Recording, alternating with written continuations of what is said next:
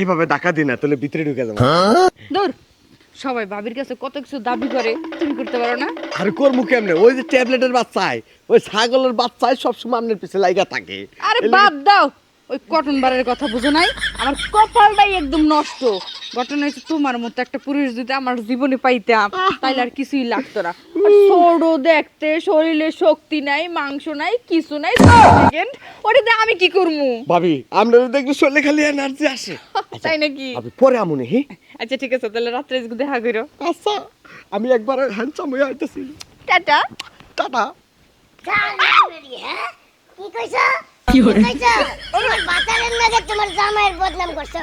আমি হেডা শালির ঘরের শালি, আমার নামে বদনাম করে লাভ কি? আজকে 10 বছর হয় আমার লগে সংসার করো, এতদিনে ভাগ্যে গেলি নাকি? হ্যাঁ দেখা উল্টা পাল্টা কথা কবে না তুমি। উল্টা পাল্টা কথা কমনে তুই কি করমু? কত বড় সাহস! আজকে তোরে আমি বুঝামু এই টাইসনের কত ক্ষমতা। আজকে 2 ঘন্টা করে 3 ঘন্টা করে চল।